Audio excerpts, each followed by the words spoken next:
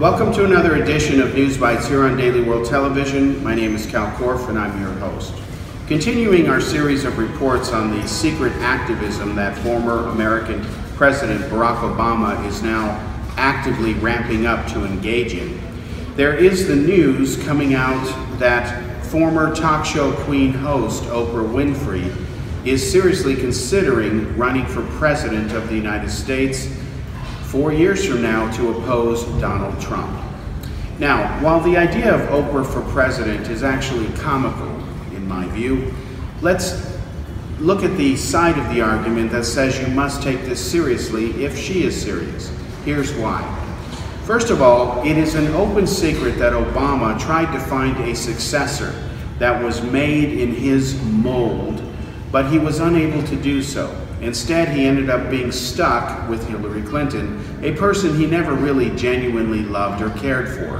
One of the reasons Obama welcomed Hillary into his fold is because he wanted to keep an eye on the Clintons and also bring in that wing of the Democratic Party since the Democrats were fragmented.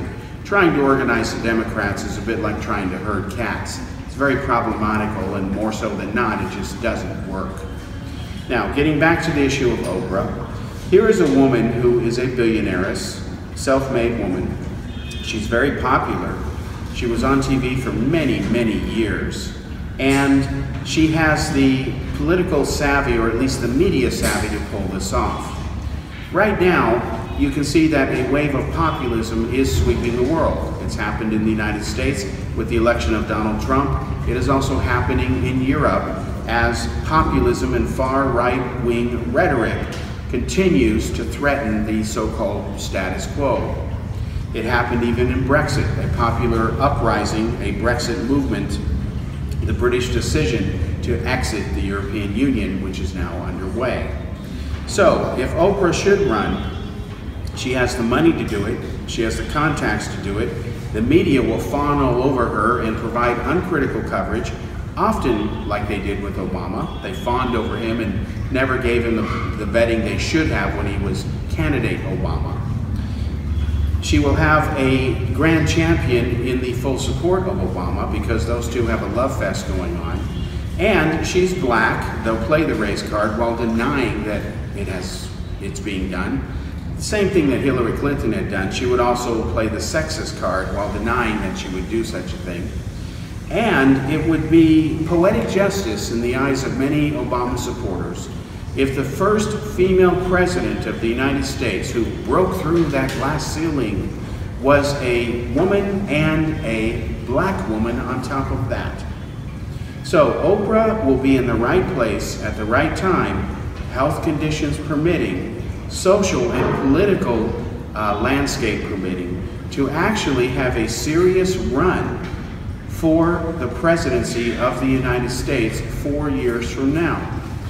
If she wins California and New York and picks up a couple of key blue states and can flip one or two red states that went for Trump this last election, as opposed to usually going for the Democrats, Oprah could pull it off.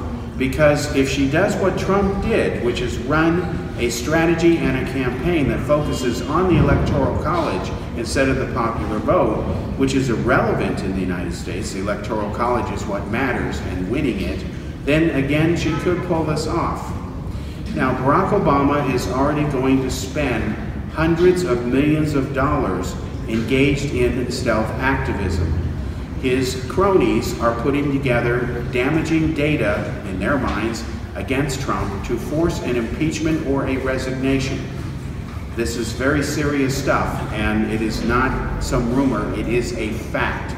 The media is in the process of exposing this, and the dirty game of politics that is really driving all of this, the calculated cynicism that is involved, as well as self-righteous legacies, are going to play themselves out through various actors and sock puppets on the world stage who will actually tell you that they're speaking from their heart or on behalf of what they really think, but yet they have very wealthy, controlling masters who are bankrolling them.